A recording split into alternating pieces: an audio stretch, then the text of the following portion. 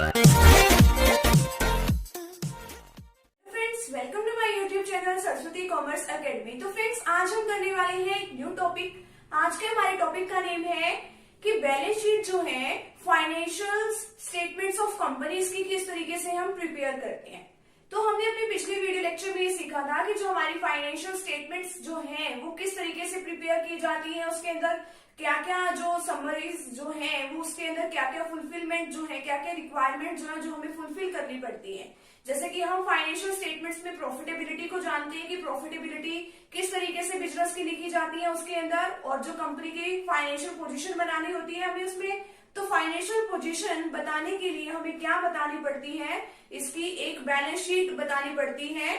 जो भी हमारे शेयर होल्डर्स होते हैं उनकी अप्रूवल लेने के लिए कि हमारी कंपनी में इस तरीके की फाइनेंशियल पोजीशन चली हुई है कि हमारी कंपनी में इतने एसेट्स है, इतनी लायबिलिटीज है। तो हम इसको थोड़े थोड़े पार्ट में डिस्कस करेंगे कि किस तरीके से हमारी बैलेंस शीट जो है जो हमारी कंपनीज में चलती है। अब मैं आपको बता दूं कि जो बैलेंस शीट जो है वो आपकी उस तरीके से नहीं होती जैसे आपकी पहले होती थी liabilities amount and assets amount. इस तरीके से आपकी बैलेंस शीट नहीं होगी। अब की बार जो आपकी बैलेंस शीट होगी वो वर्टिकल फॉर्मेट में होगी, ठीक है। यानी कि इस तरीके से आपका फॉर्मेट होगा। पहले आपका इक्विटी एंड लायबिलिटी से लायबिलिटीज वगैरह स्टार्ट होंगी, फिर उसके 4 हेड्स होंगे, यानी कि 4 हेडिंग्स लगा लो या टाइटल्स लगा लो। उसके बाद असेट्स का कॉलम आएगा, उसके बाद आपको असेट्स को फुलफिल करना है। तो इस तरीके से आपका बनेगा, ठीक है। तो वर्टिकल फॉर्म में आपका बनेगा। तो और जो ये वर्टिकल फॉर्म है वो कहाँ यानी कि कंपनीज में कहाँ पे बताई गई है। अब देखिए, जो कंपनी का शेड्यूल 3 होता है कंपनीज एक्ट का, इसमें लगा लो कि इसमें शेड्यूल 3 होता है। शेड्यूल 3 के पार्ट 1 में क्या बताया गया है, आपको बैलेंस शीट का फॉर्मेट बताया गया है कि जो कि आपको वैसे ही लर्न करना पड़ेगा जैसे उसके अंदर दिया हुआ है, ठीक है। तो उसके अंदर हर क्राइटेरिया बताया हुआ है कि इसमें ये वाली टर्म्स आती हैं, और उसका विद रीजन भी बताया हुआ है, आपकी बुक में भी दिया हुआ है और आपका इस वीडियो लेक्चर में भी कवर हो जाएगा। और इसी तरीके से 2-3 इसी तरीके से आपकी बैलेंस शीट की आगे वीडियो बनती रहेंगी, आपको छोटे छोटे कंसेप्ट उसके अंदर क्लियर होते रहेंगे। तो फ्रेंड्स, अगर आप चैनल पर न्यू है तो चैनल को सब्सक्राइब कर दीजिए, वीडियो को लाइक कर दीजिए, बेल आइकन को प्रेस जरूर कर दीजिएगा ताकि आपको आगे आने वाली वीडियोस का नोटिफिकेशन मिलता रहे और आप इजीली बोर्ड एग्जाम्स की अपनी प्रिपरेशन कर सके। तो हम स्टार्ट करते हैं कि बैलेंस शीट जो है कंपनीज की किस तरीके से तैयार की जाती है। अब देखिए, फॉर्म ऑफ बैलेंस शीट ये कहाँ पे दिखाया गया है, आपका पार्ट 1 में दिखाया गया है। इसके अंदर आप जब आप इसको बनाते हो तो क्या क्या टर्म्स लिखनी है। तो सबसे पहले तो किस कंपनी की बना रहे हो आपको वो लिखना है, नेम ऑफ द कंपनी, और बैलेंस शीट एज एट, यहाँ पे एज ऑन नहीं लिखना, यहाँ पे एज एट लिखना है। क्योंकि जो कंपनीज की जो बैलेंस शीट होती है उसके अंदर आप एट वर्ड का यूज तब करते हो, यानी कि आप एक इस पर्टिकुलर टाइम को, इस डेट को और इस पर्टिकुलर टाइम को आप ये बैलेंस शीट जो है प्रिपेयर कर रहे हो। ये एट इसलिए आता है यहाँ पे। अब आगे इसका जो फॉर्मेट है वो किस तरीके से बनाया जाता है, पर्टिकुलर्स आपको लिखने पड़ते हैं कि इक्विटी है, लायबिलिटीज है, एसेट्स है, ठीक है। तो ये सब आपको लिखना पड़ेगा। नोट नंबर, जो आप टर्म का नंबर डालोगे वो यहाँ पे आएगा। तो जैसे कि आप शेयर कैपिटल का बना रहे हो तो शेयर कैपिटल तो आपने फर्स्ट चैप्टर में इश्यू ऑफ शेयर्स वाले में सीखा ही है कि शेयर्स को इश्यू करने से जो कैपिटल आपके पास आती है, और उसका पूरा फॉर्मेट है, आपको आता भी होगा, नहीं आता होगा तो अब इस वीडियो लेक्चर में आपको आ जाएगा, ठीक है। नोट नंबर आपको डालना है। यहाँ पे जो करंट रिपोर्टिंग पीरियड से रिलेटेड जितनी भी टर्म्स आती है कैश में वो आपको डालनी है, और यहाँ पे प्रीवियस पीरियड से लेके रिलेटेड जो भी टर्म्स आती है वो आपको यहाँ पे यूज करनी है। तो सबसे पहले आपको किस तरीके से फॉर्मेट प्रिपेयर करना है, इक्विटी या लायबिलिटीज, ठीक है। तो आपकी पहले क्या आएगी, लायबिलिटीज का कॉलम आएगा, मतलब कि लायबिलिटीज आपको बनानी है। फिर लायबिलिटीज में यहाँ से देखिए जो इक्विटी या लायबिलिटीज है उसके आगे 4 टाइटल लगा लो या 4 हेडिंग्स लगा लो। क्या क्या होती है, शेयर होल्डर्स फंड्स का पहला होता है, दूसरा होता है share application money pending allotment, third इसी तरीके से नॉन करंट लायबिलिटीज होती हैं, और फोर्थ इसी तरीके से करंट लायबिलिटीज होती है। हम 2 पार्ट्स करके इसको डिस्कस करेंगे। फर्स्ट वाली वीडियो में भी डिस्कस कर रहे हैं शेयर होल्डर फंड्स और share application money pending allotment. अब देखिए शेयर होल्डर्स फंड्स में किस किस तरीके से इसको कैटेगराइज किया गया है। फर्स्ट आता है इसके अंदर शेयर कैपिटल। शेयर कैपिटल का आपको पता भी होगा क्या होती है, शेयर्स को इश्यू करने से जो आपके पास कैपिटल आती है उसको हम बोलते हैं शेयर कैपिटल। आपको पता होना चाहिए कि जो शेयर कैपिटल है वो आगे फर्दर डिवाइड होती है शेयर्स को इश्यू करने से। अब देखिए आपके पास एक होती है ऑथोराइज्ड कैपिटल आपकी कंपनी की, ऑथराइज्ड कैपिटल, ऑथराइज कैपिटल वो वाली कैपिटल होती है यानी कि जितने तक के शेयर जो है कंपनी अपनी पूरी लाइफ टाइम में इशू कर सकती है, वो क्या होती है आपकी ऑथराइज कैपिटल। ठीक है, उतनी कैपिटल आपको शेयर्स को इशू करने से आपके पास मैक्सिमम होती है, वो जितनी आपकी कंपनी रिसीव कर सकती है। और ये जो अमाउंट है वो कहाँ पे लिखी होती है कि आपकी कंपनी इतने इशू कर सकती है, मेमोरेंडम ऑफ एसोसिएशन में लिखा होता है। ठीक है, फिर इसके बाद आप शेयर कैपिटल में क्या लिखोगे, ये जो आपको पूरा काम करना है वो आपको करना है नोट्स टू अकाउंट्स में, यानी कि एज अ वर्किंग नोट आपको ये यूज करना है। ठीक है, आपको यहाँ पे नहीं लिखना है बैलेंस शीट के अंदर, ये आपको नोट्स टू अकाउंट पे मेंशन करनी है ये सारी चीजें। फर्स्ट नंबर पे आप ऑथराइज कैपिटल लिखोगे कि इतने आपके शेयर्स हैं और इतना आपका इतनी आपकी अमाउंट है, इतने पर शेयर की अमाउंट कितनी है। सेकेंड आपको लिखना है इशूड कैपिटल। अब देखिए ऑथराइज कैपिटल का वो वाला पार्ट, ऑथराइज कैपिटल का वो वाला पार्ट जो एक्चुअल में कंपनी ने इशू किया है। ठीक है, अब मान लो कंपनी के पास 50,000 शेयर जो है कंपनी इशू कर सकती है और 10 रुपए का एक शेयर है, तो कंपनी 5 लाख तक की कैपिटल कंपनी के पास आ सकती है। ठीक है, बट अभी कंपनी ने कितने शेयर इशू किए हैं, ओनली 30,000 के शेयर इशू किए हैं, यानी कि कंपनी के पास इशूड कैपिटल कितने की हुई, 3 लाख की हुई। ठीक है, अब जरूरी थोड़ी ना है कि जितने कंपनी ने शेयर्स इशू कर दिए उतने ही पब्लिक ने सब्सक्राइब भी कर दिए। ठीक है, तो वो भी जरूरी नहीं होता। अब एक्चुअल में इशूड कैपिटल का वो वाला पार्ट जो एक्चुअल में पब्लिक ने एक्सेप्ट किया है, ठीक है, वो किसके अंदर लिखते हैं हम, सब्सक्राइब कैपिटल में। अब जो सब्सक्राइब कैपिटल होती है वो भी फर्दर 2 टाइप्स में डिवाइड की होती है, subscribe and fully paid up capital. ठीक है, क्या होती है, subscribe and fully paid up capital. ठीक है, तो इसके अंदर क्या आता है फुली पेड अप कैपिटल में। अब मान लो सब्सक्राइब कैपिटल तो क्या होगी, जैसे कि हमने 50,000 हमारे पास टोटल शेयर्स थे, 5 लाख की हमारे पास ऑथराइज कैपिटल थी, 30,000 के आपके पास शेयर्स है जो आपने इशू किए हैं। ठीक है, 3 लाख की ये बनी आपकी। अब एक्चुअल में जरूरी थोड़ा है कि जो हमारी पब्लिक है वो सारे के सारे शेयर सब्सक्राइब कर ले। हो सकता है कि 1,000 शेयर या 2,000 शेयर वो जो पब्लिक है वो ना भी सब्सक्राइब करे। हमारे पास हो सकता है कि जो हमारी कंपनी के पास जो पब्लिक से एप्लीकेशन आती है वो ओनली 28,000 शेयर्स के ऊपर आती है। तो कितने पैसे आए कंपनी के पास, 2,80,000। Subscribe and fully paid up capital के आगे फर्दर हमारी कंडीशंस भी होती हैं कि अगर मान लो कंपनी ने जितने पैसे मंगवाए, ठीक है, कि हमारा जो शेयर होना चाहिए वो फुली पेड अप होना चाहिए। अगर 10 रुपए का शेयर है तो 10 रुपए की अमाउंट हमें हो जाएंगे, और अगर हमारी कंपनी ने 10 रुपए मंगवाए हैं और 10 रुपए हमें मिल गए, ठीक है, पहला केस तो हमारा ये होता है।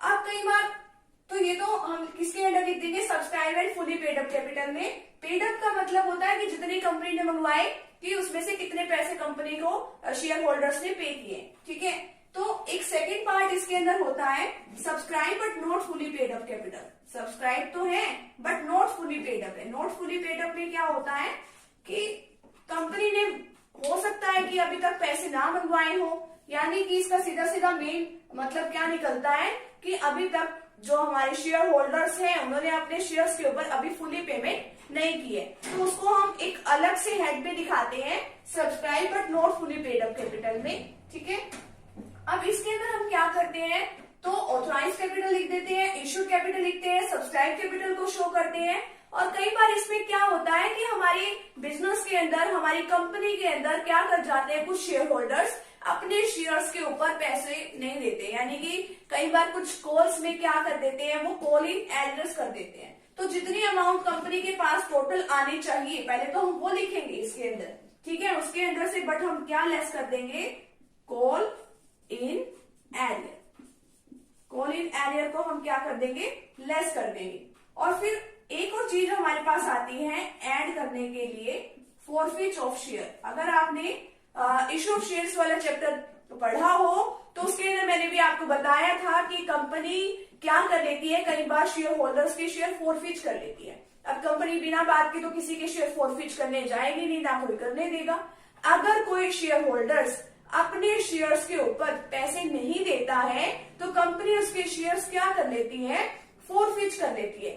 क्यों कर लेती है, क्योंकि उसने अभी कंपनी को पैसे नहीं दिए। अब ये नहीं है कि कंपनी उसके ऊपर कुछ लीगली नोटिस नहीं भेजती, पहले कंपनी उसका काफी टाइम तक वेट करती है कि वो कंपनी को पैसे दे देगा अपनी रिमेनिंग जो भी है, बट वो फिर भी कंपनी को पैसे नहीं देता तो कंपनी उसको पहले लीगल नोटिस भेजती है 14 दिन पहले, ठीक है। 14 दिन का वो टाइम पीरियड देती है कि उसके अंदर वो दे देंगे या नहीं देंगे, ठीक है। अगर वो फिर भी पेमेंट नहीं करता है तो उसके शेयर्स कंपनी क्या कर लेती है, फोरफिच कर लेती है। तो फोरफिच करी हुई जितनी भी अमाउंट है, मान लो उसने फाइनल कॉल की पेमेंट नहीं की, बाकी तो पेमेंट कर रखी है ना, हमारी फर्स्ट कॉल की भी पेमेंट कर रखी है, एप्लीकेशन की तो सभी करते हैं, अलॉटमेंट की भी कर रखी है, फर्स्ट कॉल की भी कर रखी है, तो कंपनी उसको रिडम्पशन के टाइम पे कुछ भी पैसे जो है वापस नहीं करेगी, तो उसी को बोलते हैं फोरफिच कर लेना। तो जितनी भी अमाउंट है वो इसके अंदर ऐड कर ली जाती है। तो इसमें से मेन करेक्ट क्या निकला हमारा, शेयर कैपिटल की शेयर्स को इश्यू करने से हमारे पास टोटल कैपिटल कितनी आई है।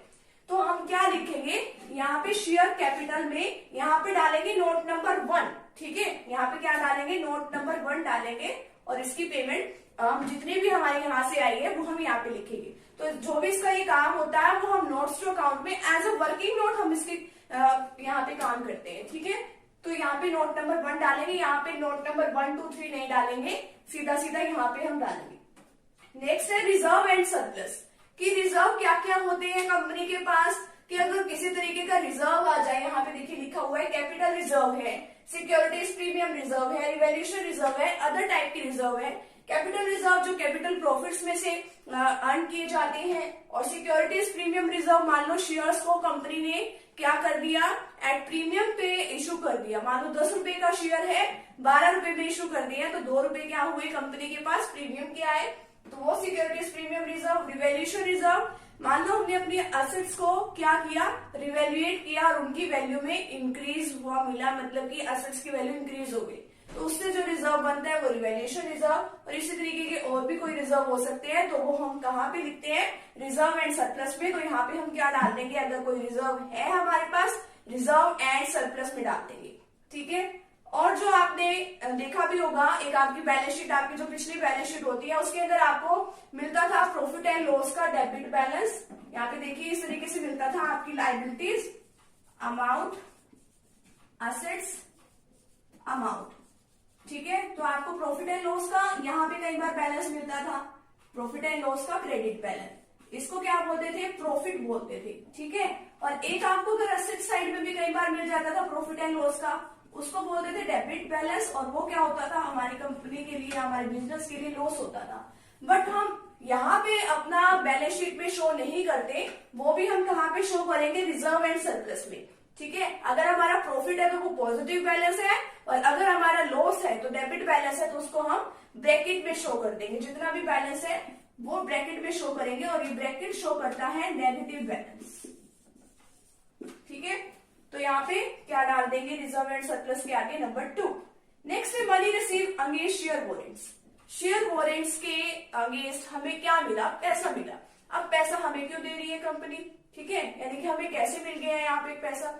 आपके वैसे तो यहाँ पे अकाउंटिंग ट्रीटमेंट्स इसकी नहीं होती है, आपकी यूज का नहीं है, तो बट फिर भी आपको पता होना चाहिए वॉरेंट्स क्या होते हैं। शेयर वॉरेंट्स कई बार इतनी अच्छी रेप्यूटेटेड कंपनी होती है, हर कोई चाहता है कि मुझे इस कंपनी के क्या चाहिए, शेयर्स चाहिए, ठीक है। और कंपनी के पास इतने शेयर्स है नहीं कि वो सभी को इशू कर दे। मान लो रिलायंस कंपनी लगा लो, रिलायंस कंपनी के शेयर्स हर कोई चाहता है कि हमें ये शेयर्स मिलने चाहिए, बट सबको नहीं भी मिलते। अब किसी को इतना मन है कि मेरे को वो शेयर्स लेने ही लेने हैं, तो अभी कंपनी कोई शेयर्स इशू नहीं कर रही है, बट फिर भी लोग एडवांस में जाके कंपनी को पैसा जमा करा देते हैं कि जब भी कंपनी आपकी शेयर्स को इशू करे तो हमें क्या दे देना, हमें वो शेयर्स दे देना, ठीक है। तो हमारा नंबर सबसे पहले आएगा। तो कंपनी उतने टाइम पीरियड के लिए उसको क्या दे देती है, शेयर वॉरेंट इशू कर देती है, ठीक है। तो जब भी कंपनी शेयर्स इशू करेगी तो वो सबसे पहले वो जो शेयर्स मिलेंगे वो किसको मिलेंगे, वो उन पर्सन्स को मिलेंगे जिन्होंने एडवांस में जाके कंपनी के पास पैसा जमा कराया हुआ है। तो तब तक के लिए जो कंपनी जो है वो क्या कर देती है, शेयर होल्डर को एक शेयर वॉरेंट इशू कर देती है, और वो वॉरेंट जो है कभी भी आपका शेयर्स में कन्वर्ट हो सकता है। कभी भी फ्यूचर में जब भी कंपनी उसको इशू करेगी तो आपको मिल जाएंगे। तो इतने टाइम पीरियड के लिए तो आपके पास तो पैसा आ गया ना, तो money receive against share holders, तो इसलिए हम इसको इक्विटी एंड लायबिलिटीज में शेयर होल्डर फंड्स में लिखते हैं। नेक्स्ट है, इसकी आपकी अकाउंटिंग ट्रीटमेंट नहीं होती, आपको नहीं मिलेगा, आपके लिए दो टर्म्स ही है। नेक्स्ट जो आपका सेकंड टाइटल है या हेडिंग है वो क्या है, share application money pending allotment, कि आपकी शेयर एप्लीकेशन पर तो पैसा आ गया बट अभी तक अलॉटमेंट पेंडिंग है। वो किस तरीके से दिखा रखा है, अब देखिए share application money pending allotment में आपको बताया जाएगा कि अभी बैलेंस शीट जो है, देखिए एप्लीकेशन का पैसा मान लो आपके पास आ गया है, एप्लीकेशन अमाउंट आपके पास आ गई, ठीक है, और बीच में क्या आ गई आपकी बैलेंस शीट, क्या आ गई आपकी बैलेंस शीट आ गई। मान लो 1 मार्च को कंपनी ने क्या किए, शेयर्स को, कंपनी ने एप्लीकेशंस को क्या किया, इशू कर दिया। अब देखिए कंपनी ने क्या किया, पहले प्रोस्पेक्टस वगैरह को इशू किया होगा, फिर उसके बाद जो है, जो हमारे शेयर होल्डर्स जो बनना चाहते हैं उन्होंने कंपनी के पास एप्लीकेशन भेजी होगी, तो अलॉटमेंट को काम तो अभी थोड़े दिनों के बाद स्टार्ट होएगा ना। तो अभी मान लो 31 मार्च आ गई, और 31 मार्च को आपको पता है कि हमारी बैलेंस शीट प्रिपेयर होती है, तो तब तक हमारे पास एप्लीकेशन का तो पैसा आ गया, और अभी तक क्या पैसे नहीं आए आपके पास, अलॉटमेंट का पैसा अभी भी पेंडिंग है, ठीक है। तो इसी को बोला है share application money pending allotment, की अभी तक अलॉटमेंट का पैसा नहीं आया है। तो क्यों नहीं आया है, इसी का यही रीजन है कि अभी बैलेंस शीट बीच में आ गई है, अभी आप जब शेयर्स को अलॉट करोगे तभी आपके पास क्या आएगा, इस अलॉटमेंट का आपके पास पैसा फटाफट से आ जाएगा। तो इसी को बोलते हैं हम share application money pending allotment. तो आज का जो हमारा टॉपिक है वो हमारा यहीं पे कंप्लीट होता है, कि हमने आपकी इस वीडियो में ये सीखा कि जो हमारी बैलेंस शीट जो है इक्विटी एंड लायबिलिटीज में, अभी हमने 2 मेन हेडिंग्स कर ली हैं। फर्स्ट तो शेयर होल्डर फंड्स की, सेकंड हमने की share application money pending allotment की। नेक्स्ट वीडियो लेक्चर में हम करेंगे नॉन करंट लायबिलिटीज और करंट लायबिलिटीज के बारे में, उसके अंदर हम सीखेंगे कि इसके अंदर क्या क्या टर्म्स दी हुई है।